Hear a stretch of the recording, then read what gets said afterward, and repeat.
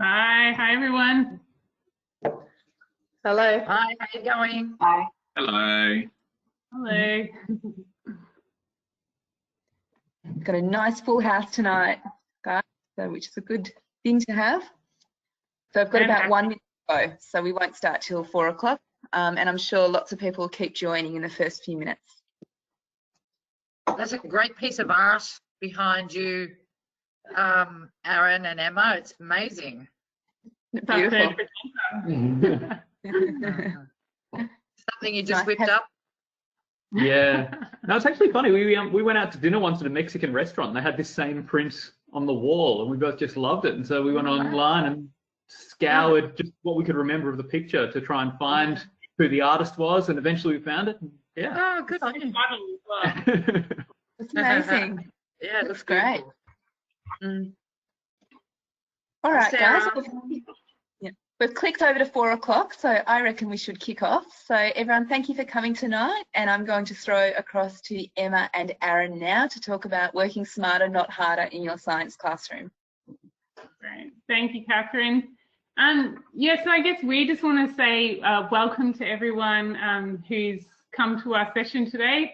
I hope that you're somewhere warm and you've got a cup of tea and a blanket and you're comfortable and relaxed.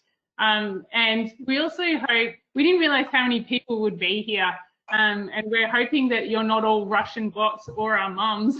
So hopefully there's some tired teachers out there as well. So Aaron's just going to talk a little bit about some housekeeping. So we've got a slide that we're just going to put up. I don't know how to move the slides. Oh, there you go. And this slide, we're not going to go through it, but yeah, this is being recorded. So there's some information here about our wonderful publishers, Matilda, which are all our favourite people sort of that came out of Macmillan Education. Yeah, so just a few minor housekeeping things. First of all, this presentation is being recorded. We're aware that some people who wanted to be here today couldn't be here, so we're recording it. I'm sure we can get you a video at some point if you want to rewatch any of this stuff. Could you please mute your microphones for the duration of the presentation? I'm sure you're all teaching remotely at the moment, and those microphones on with your students. So if you could please mute those, that'd be great. You can change the view on your screen at the moment. There's a view menu on the screen, so you can put your view there. And on the right-hand side of the screen is a chat window. That's being moderated by our colleagues. If you have any questions during the presentation, feel free to put them into the chat window. We can address those at the end. Otherwise, you can hang around at the end and ask us some questions. Yeah, and I guess let's address that main question you're all going to be asking is, how did you guys work on this series without killing each other? It's been dicey, guys. I think it's fair to say. There's still time. Okay. So this is just a little bit about us. Yeah, so look, Emma's made this beautiful little Venn diagram to show us, you know, where we're different, where we're alike. So my name's Aaron. My background is in physics and chemistry. Before I was a teacher, I worked in a physics lab. I was an optics specialist. After that, yeah, now I'm a teacher. I have worked exclusively at schools that have really high expectations of their students. They have, you know, they've targeted very high ATAR scores and with a lot of focus on the extension of students as well. Great. And my name's Emma Craven. I'm a science teacher. I teach all the way from 7 to 12. My subjects are biology, earth and environmental science, so all the fun sciences really. The soft sciences. Oh, here we go. And definitely my background and my passions in working with disadvantaged students. So my school is pretty much the opposite of Aaron's school. I work with students with low literacy, a lot of EAL students, low engagement, and I've got a photo that will kind of wrap up, I guess, sum up the main differences between Aaron and I's remote teaching experience coming up here. I've also, just before I move on, I've also worked in as a head of science in a couple of different schools and in policy in the Department of Education as well, and community education. Okay, so this is Aaron during remote learning, which I think looks pretty normal. He's got his tie on, and this is me during remote learning. So I'm just trying to get my Year 9s and 10s to pay attention in class. So I think that pretty much sums it up. the difference between our two schools and our two different cohorts as well. But you'll see from the Venn diagram that we do cover all sciences between us, which is nice. So just a little bit of, well, what we're going to be covering in this session. First of all, we're going to go through the context. So, you know, what science looks like at the moment. We're going to provide you with some ideas for activities and takeaways and things that you can bring into your classroom that will, you know, carry a lot of the load of the things we're expected to do at the moment. We're going to be looking at the Good Science textbooks that Emma and I have co-written, including ways to work smarter and not harder in your science classroom. And we're going to have a bit of a talk about the first Australian perspective and content that has been included with the books as well. Okay. Okay, so this is a little bit of context, I guess, and so context for this webinar, sure, but it's also a bit of context for the textbooks too. So what we know for sure is that even before remote learning, we have just got less time than ever. And I've spent a lot of time trying to put in just one day's worth of work, sorry, here we go, into a word cloud. And I couldn't actually, the word cloud wouldn't even work. So we have so much stuff going on at the moment, and a lot of things, I guess, that our schools are asking us to do. So lesson plans, learning intention, success criteria, we've got reports, we need to incorporate critical and creative thinking. And you know, when they want us to incorporate critical and creative thinking, they also make us report on it too now, so that's fun. We need to be engaging, we need to have more communication with parents, connect better with students, and that's not even mentioning all the stuff around reporting as well. So I guess we're looking at tactics where we can work smarter, because we can't physically work any harder than I think we are all working at the moment. So we're looking at a bunch of strategies and activities that you can take away today, I guess, that can help you save some genuine time in your classes. So we're going to look at some of those activities with you in a minute, and I just want to say that a lot of them are incorporated into the textbook series, but some of them aren't, and certainly even if you're not at all interested in textbooks, then this session will give you some really great ideas and tools to take away and try, and things that have a really high impact, kind of a big bang for buck as well. So that's the kind of things that we want you to take away from today. Okay, so these are the kind of activities we're going to be talking about in a bit of a snapshot. So they're Trojan horse activities. Sometimes they look fun and engaging for students, but they're carrying with them all this other great stuff, literacy and critical thinking and questioning and all that sort of thing. They're really heavy hitters, so they do have a big impact, and they often carry with them a lot of stuff. So we've included this picture here of this guy. We lived in Vietnam, so this was a pretty familiar sight for us when we were traveling around. So let's go straight into some great critical and creative thinking activities. These ones on this slide are from the textbook as well, so it gives you a bit of an insight into that. So the first one there is a See, Know, Wonder activity. So these use really big, interesting, powerful images to elicit some really great thinking. It also accesses prior knowledge for students, and it also, I guess, makes them feel really curious and engaged about the topic as well. So they usually draw up a table with 3 columns.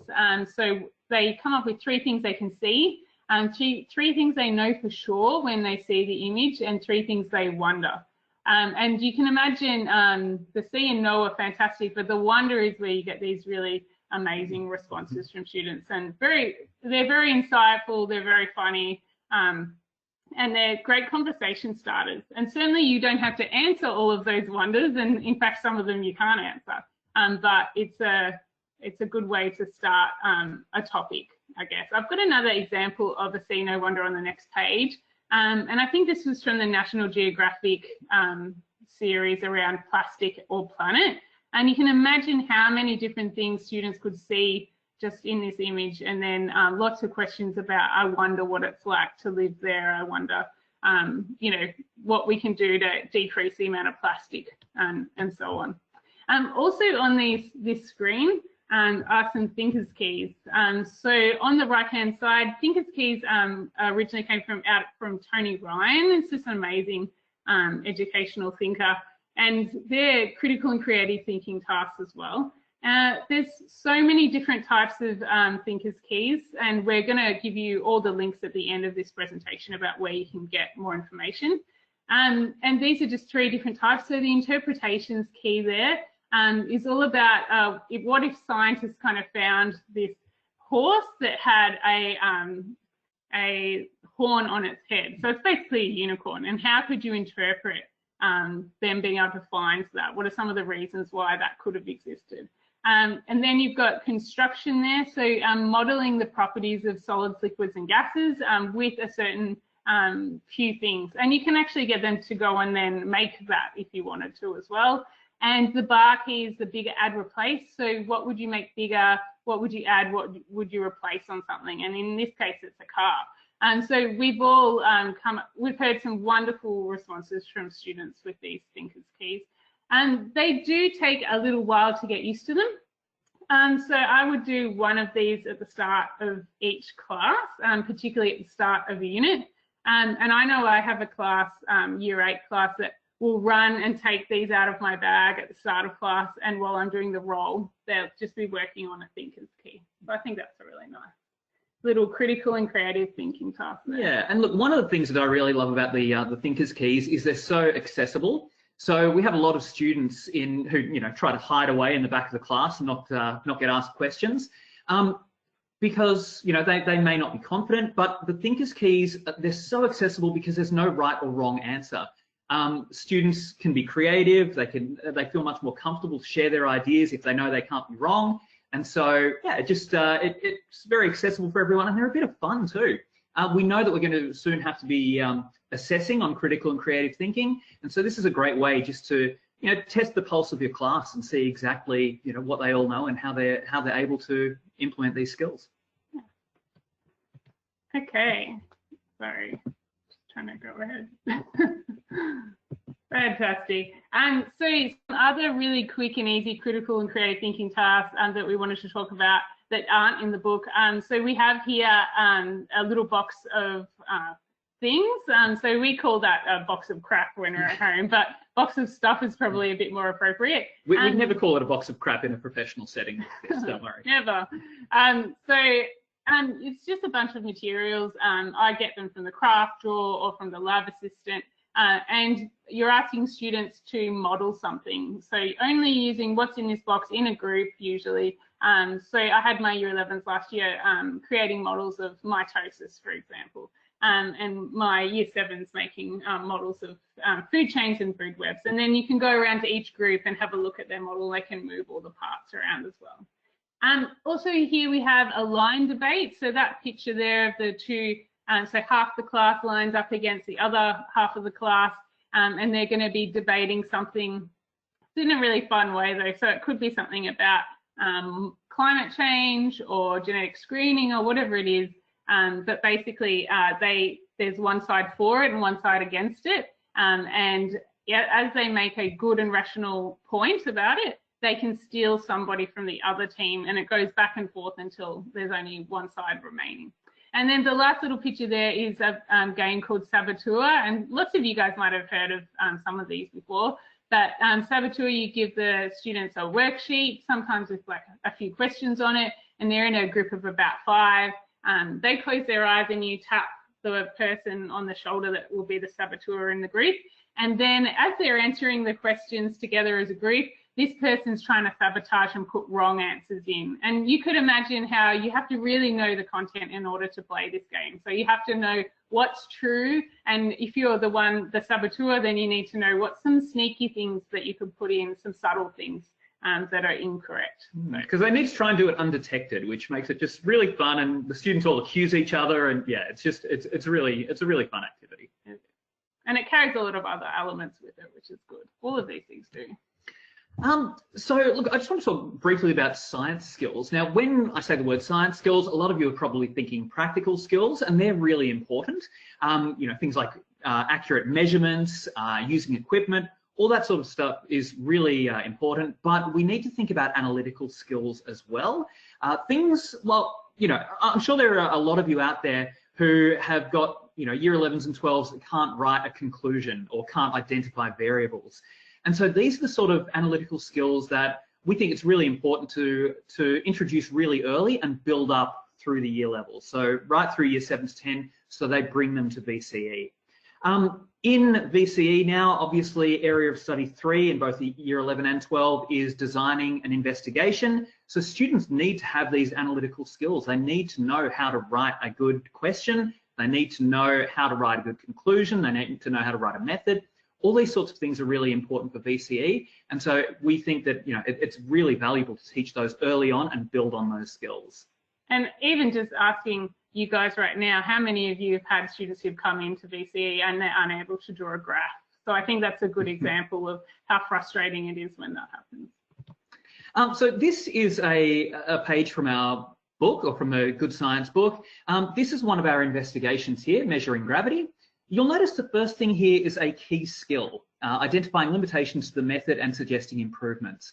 Every prac we have in the book has one of these key skills, and it's basically a highlighted skill that we want the students to focus on.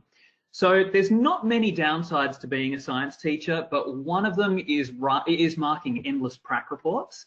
One way you can go about this, if you choose to, would be to have these key skills and focus on those and just worry about assessing those key skills for each prac report. So the key skill would change every time. You might have something like writing conclusions or, you know, writing a good method. You know, in our book, we've got about 20 different types of these key skills. And so it's just one thing for the students to focus on and get really good at for that particular lesson. Now, these are scaffolded as well. So you'll see there are instructions for how the student should complete the key skill, but as well as that, we build them up. So the first one on the right, identifying the independent variable, that's quite a straightforward key skill. That'd be for, you know, the beginning of year 7. But then further on, they might need to define dependent variables or define all 3 types of variables. And so these are really scaffolded, they build up, and they really aim to develop those skills that students need in analytical report writing. Great. So some literacy activities as well. So this one on the left is the Freya model literacy task, and lots of you guys will be familiar with this. This is in the opening spread of all the chapters of the textbooks as well. But it's a kind of a deep dive into the key vocabulary for that topic. And if you've done Freya model before, you know it can take some time. So you wouldn't do 7 of these in one class. So I think when I was first learning how to do them, I certainly tried. I became very unpopular that day with my class. But you have this keyword in the middle, and we've suggested those in the books. But then you give a definition of that word. The students give a definition of that word. They also come up with shared characteristics. They have examples and non-examples. So you can see that it's a much richer, deeper understanding of all the key terminology that they'll need to know. So ours looks a bit fancy there because it's in the textbook, but usually it's just done as a simple kind of table. The one on the right is reciprocal reading. It is one of the only kind of literacy tasks that has a really high proven effect size. If you're into Hattie and effect sizes, I don't know if that's very cool to say anymore. It used to be very cool. So in reciprocal reading, it's basically a better way of reading a text. So instead of just asking students to read through something, you're breaking them into roles. So it's a group of 3 or 4. By the way, there's lots of different ways to do this. I'm just saying my favorite ones. So for the younger year levels, I have a group of 4. So there's a predictor, a questioner, a clarifier, and a summarizer.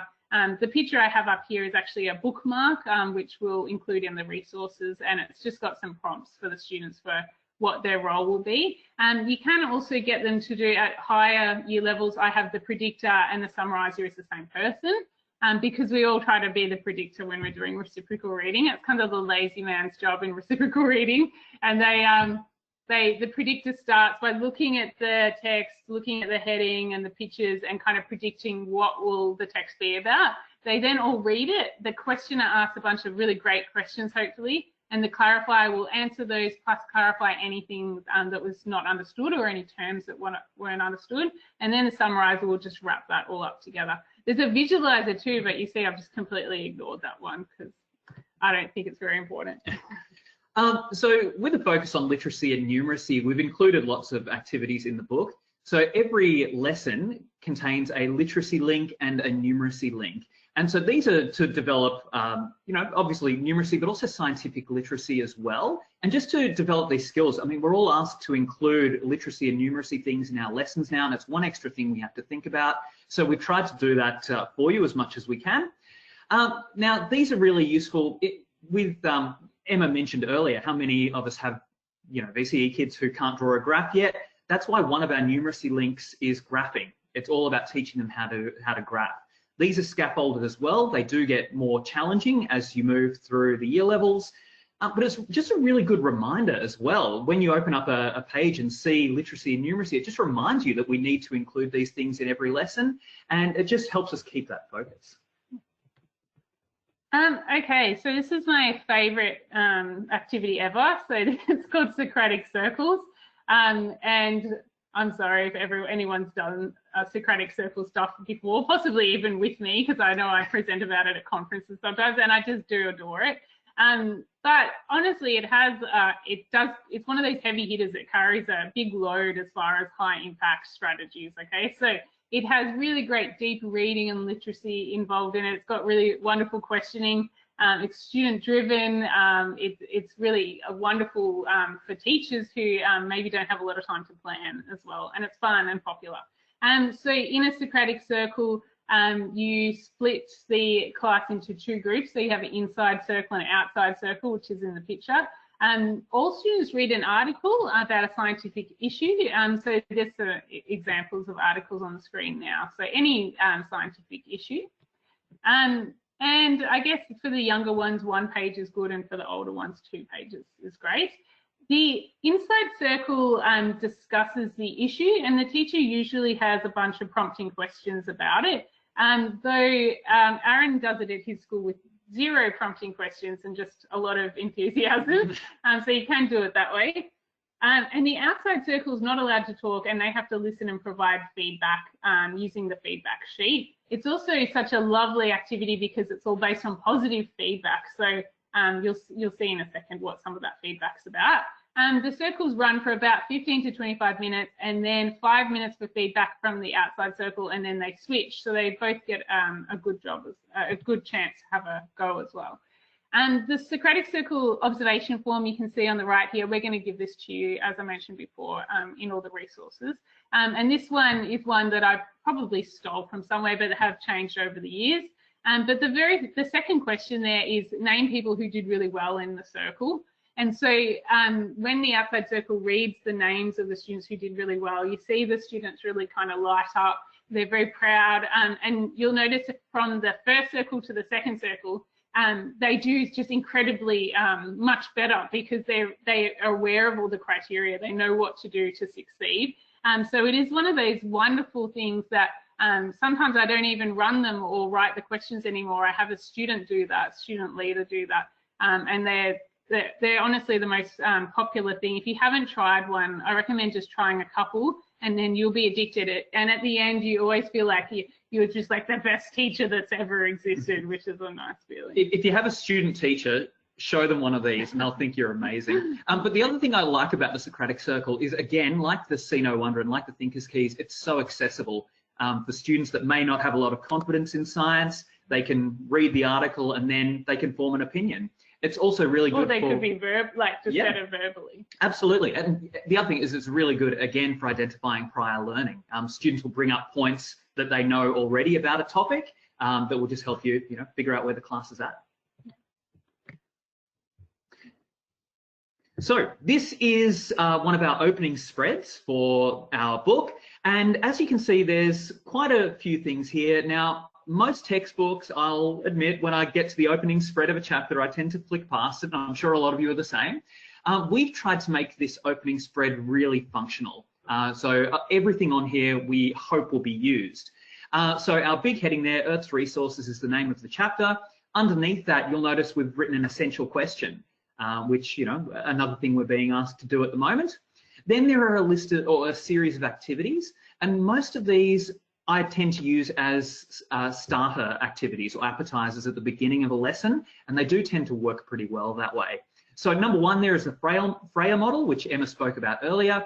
Number two is learning links, which is just about brainstorming what students already know about a topic. The See No Wonder that Emma's mentioned already, as well as the critical and creative thinking, our thinkers keys there. The final one, number 5, is a little hashtag story that we include in there to be really interesting and really engaging, and we want students to read that and become enthusiastic about the topic, but also to take it home and tell their parents, hey, guess what I learned about today in school.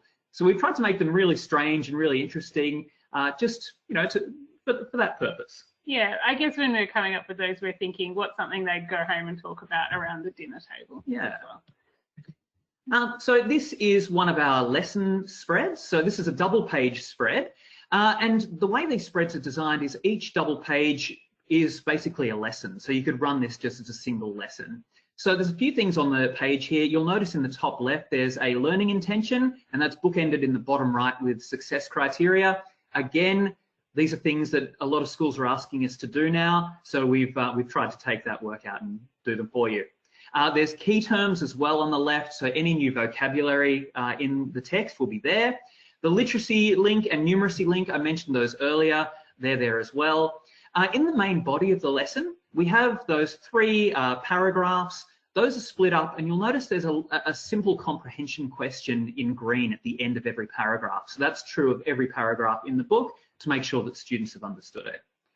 In the top right, we have any investigations associated with the lesson, including the key skills for that investigation. Now, underneath that are our checkpoint questions.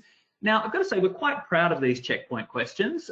We wanted to make these so that they weren't simple in the way that students could just read through the text, find the answer, and write it in. We didn't want them to be that trivial, I guess. We wanted these to be really a real formative way for you to make sure that students understood the content, not just were able to regurgitate it. So if you have a look, some of those there, question 3 is an explain the difference question. So it's real higher order thinking, that skill. Number 4 is taking what they've learnt in this lesson and bringing it into an unfamiliar context. Question 5 is creating a branching key, so making something new. The last section there is, well, they're not really questions, they're more activities. So in this case, it's design technologies. We've also got lots of other ones, critical and creative thinking. We've got connecting ideas, lots of different activities that, for when they finished. Fantastic. Okay, so I'm just going to talk about this really quickly. We have a visual summary and a chapter, end of chapter question at the end of every chapter. And so I guess the visual summary was put there to help with test revision. We know that flashcards are one of the only things that really does help in knowledge retention. So I guess this visual summary and visual cues to help students remember content was really important to us. The final challenge questions are written like a video game, so you can see the different levels going up, and they get different they get XP as they move up the levels. I don't know if it's like the world's uncoolest video game, but we have included it that way. We like it. Yeah. Doesn't matter if we like it, but the feedback from the students is really good, and they understood the idea of it gets harder as it goes on, but you feel that real sense of accomplishment when you get to level 5. We also thought it's a really neat way for teachers to see roughly where the students' understanding was at the end of the subject as well. The teacher support materials as well, again, I'll just go over this really quickly. We have lesson plans, scope and sequence there with a whole bunch of different activities and videos and simulations if you wanted to do different things. Each lesson has a worksheet. The worksheets are aimed at either that year level or maybe a year above. So these are really good for extension activities, and the solutions are there as well. Finally, we've got our audio hits in the bottom left. It's hard to find an image of an audio file, but that's the best we can do. Those are basically designed as a just-in-time teaching resource where Emma and I talk through a lesson for a couple of minutes with possible activities, misconception, things like that, so that if it's your first time teaching a particular topic, or if you're teaching outside your subject area, you can listen to those a few minutes before class and at least have a reasonable idea of what the lesson is about. And I'm sure no one here would be doing this, but if you perhaps had run out of time and you were running into a class without a plan, you can listen to that and have some kind of rough plan going ahead. We would never do that. And Australia's first scientist, so we've just got, I'm so excited about this. So Leandra has put in some amazing audio support for our books.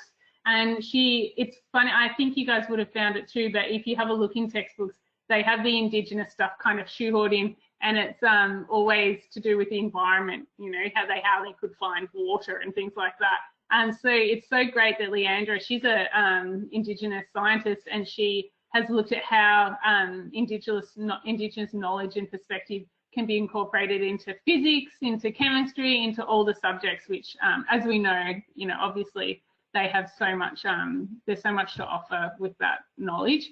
I just want to play you a tiny little bit because we're like, right, I wanted to be the cool presenter and finish a little bit early, but we're right on time. And so if you can just listen to this woman's voice as well, it's just absolutely incredible. So I'm just going to play this for 1 second.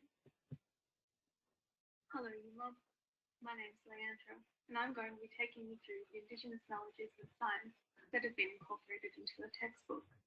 It's just absolute magic. We'll include that whole file in here if you guys want to have a listen to it later.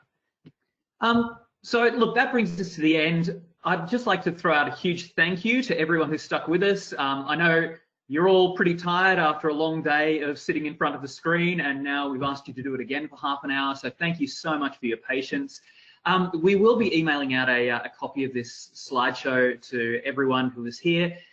You'll notice we'll be including these resources. We've got a shared folder there that we're going to dump a whole lot of resources into, so you'll be able to access those once we send you out the slideshow. Don't try and frantically copy down that address now, because as I said, you'll have your own, we'll send you a copy of this and you can just copy it from there.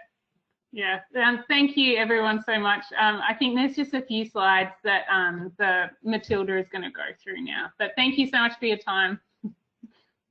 Thank you both, Aaron and Emma. That was fabulous. I'm only going to be here for another 2 or 3 minutes, everybody, so don't run away yet, because I have a bit of housekeeping as well. Firstly, I don't know if you can pop on the next slide, but our series is a Victorian curriculum series, and we do have a correlation grid that actually meets the Australian curriculum too, so they do cover both, but they're published for the Victorian curriculum. We've got 7, 8, 9, 10. Sorry, it looks like I've made a mistake on the bottom of one of those, but year 7 is due out in July, 8 in August, 9 October, and 10 is due out in November. So they're all available and ready for your book lists for next year. Student books with the digital is $62.95, and digital only is $49.95. What I didn't put up there is the teacher resources. If a school does book list our book, they actually get the teacher resources for free, which includes quite a lot, which I'll go on in the next page. So yeah, we'll just have the next page. Good Science, we've covered most of this here, but what I did want to cover really is that it's a stunning book. Once you get to see it, it's beautiful. It's beautifully designed and made specifically with teachers and students in mind to be simple and easy to use. So it's 1 page, 1 lesson, 1 concept for easy navigation. Every spread begins with a clear learning intention and has literacy and numeracy links, which is very different from what I've ever seen out in the marketplace. Our digital, which is a new platform called My Digital, has also been designed for ease of use. So it includes an interactive ebook, I guess, where you can make notes and everything on, very much like what else is out there on the market. But we have videos. Our worksheets are downloadable, so you'll be able to use those with other platforms if that's something you choose to do. You'll also be able to edit them and make them your own to differentiate within your classroom. We've got auto-correcting quizzes that the students have access to, and they can choose from multiple choice questions. They get to see which questions they got wrong, and they also get to see which questions are the right ones. You have answers, you have web links, scope and sequence charts, comprehensive teaching programs, which I think we had up on the screen just before. The audio support hits, downloadable resources, and offline access. And I wanted to make sure I mentioned this because right now with remote learning, offline apps are like gold for students that don't actually have great internet at home. So that's something that you can suggest your students use and still have some interactivity, even though you're offline. And just the last page, which is the next steps. And this is really just summarising what's going to happen next. You will receive a few emails from me, so look out for them. Don't delete them because one of them is in your best interest. We've got PowerPoints coming to you from the sessions with all the links and everything. We'll also send you an email so you can select your free resource. Now that's one of 7, 8 or 9 or 10. Keep in mind when you are selecting the dates that they're being published. So, you know, July from July to November, I should say. You'll also receive from us an interactive digital sample. That's a chapter only, it's not the whole book, but it will give you an idea of what our digital looks like with interaction. So, you know, you'll be able to click on things and have a look at what you're going to get at the end of the day. Our aim is to run more webinars, so please send us any suggestions you have. We would love to hear from you. We want to keep on top of things and support our teachers out there. I'm here if anybody would like to have a virtual meeting or one day a face-to-face meeting. I look forward to that day when we can get back into schools and all see each other. But my details will be on the bottom of this, and also we'll send that out to you. We did have one question earlier before we finish up from Jacqueline.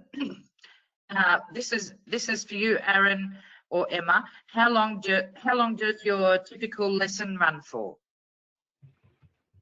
That's actually a really good question. I think the way they're designed is they take, I reckon, probably 45 minutes if you're just covering the content, but within each lesson, there's so many different activities as well that you can use to build onto it. So there's those little activities at the end of the checkpoint questions that take a bit longer. The literacy and numeracy links can take, you know, 5 or 10 minutes each. So, I mean, if your school has 45-minute periods, you could get through a lesson in 45 minutes. If you have longer ones, you could certainly use those extra activities to bulk it out as well. Yeah, I've tried them with my 75-minute sessions and they work well in there as well. Yeah, great. Well, we've got a few more questions coming in, so that's great. Anybody else, feel free to type in the chat box and send it to everybody. I don't know if you can see that there, but Sue has asked if we're planning on developing a primary school science series. Well, Sue, I'll answer that one if you like. Not at this stage, it's not in the pipeline, but we do actually have quite a few primary school books and publications, and you just never know what's ahead. So I might just say watch this space for that one, but not at this point in time. Jacqueline's also asked another question. Have you used this in a flipped learning scenario? So I'll throw that one over to you too. Yeah, I think we were talking about this as far as would it work in a remote setting, and I think it does, because they're standalone lessons and they have really clear learning intentions and success criteria that are written in, I guess, language that students really understand. Like as we said before, I work with students with low literacy and EAL students, so that's something that's really important to me. So I think, yeah, definitely they would work well in a flipped setting. Great. Yeah, I agree. I think it's covered it nicely. Yeah. Yeah, does anybody, oh, we've got another, oh no, we haven't got another question, but I think that's about it. Unless anybody's got any questions, they want to unmute themselves and ask, feel free. Oh, David said, love the enthusiasm. Can you tell us which feature of the books you are most excited about? Oh, I think we'll have probably different answers on this one. Aaron told me something boring about numeracy. I think I love the chapter openers, you know, because I think I've written I've been writing textbooks for 12 years, so I've written quite a number of them. But I think the chapter opener you never use, or the kids are supposed to just read it, but it's not very interesting. Whereas this is a really pedagogy approach, I guess, and all of those activities are ones that we know really work and really start the topic off in a really positive way. So I'm excited that there's a lot of like real learning tools in that section. Yeah, Emma's right. I am going to be boring and say the numeracy stuff. I love the literacy and numeracy links. I think they're really targeted for things that we find our students are lacking in later year levels, and I just think it's a really good way to keep them front and center in our minds. Yeah, good. Jacqueline really likes the literacy focus and numeracy focus and the layout. So thanks, Jacqueline. That's great. Yeah, we're very excited about it too, I have to say. We've had a lot of great feedback about that as well. Okay, everyone. Well, if anybody else has got any more questions, feel free to stick around and ask. Other than that, everyone who's about to leave, thank you very much for joining us today. It's been great to have you on board, and we look forward to seeing your faces again one day. Stay safe. Thank you. Thank you. Thanks, everyone.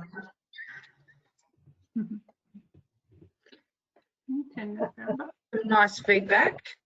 Oh, we have another question from Evind. Actually, I'm glad to see you're still there. Does our digital resources contain tests that teachers can use? I'll let you answer that one, Catherine. Yeah. Hi, Evind. Yes, we do. Well, we've got 2 different kinds of tests on our platform. We have quizzes on every spread, and we also have end of chapter tests for you. So they'll only be teacher facing, so you can keep those to yourself and print them out at the end of every unit, and students won't have seen them. So we've got student quizzes, which are auto marking on every spread, and teacher tests at the end of the chapter. Yeah. I've got another question from you. Greta, I'll have to find that one. How do you get students to use the key terms? Yeah, so we definitely love the Freya model, and we use that quite a lot. I'm also a big fan of the vocab bingo. So that's where they, in a normal bingo card, they write the term, and then I read out the definition, and they have to find the matching term, and it runs like a normal bingo. Lots of mine, they all sound like games, and I think they are. I have to kind of win them over with that stuff. So I think a lot of mine are kind of fun games when it comes to vocab. Yeah, I think if you've got higher year levels as well, one thing I do with my VCE students is something like answer this question using these terms, and then they have to, make sure they're using the correct terms in that question, and you get a good understanding of whether or not they've picked up on what those terms should mean.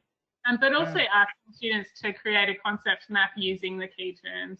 We've done that plenty of times, and we've also said a few times, use one key term from each lesson in the chapter to create this kind of overall summary concept map. I love the fact that the key terms are on the page. Yeah.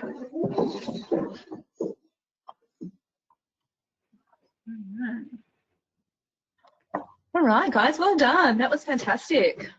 Thank you. Did you enjoy presenting? Yeah, I think so. Of course.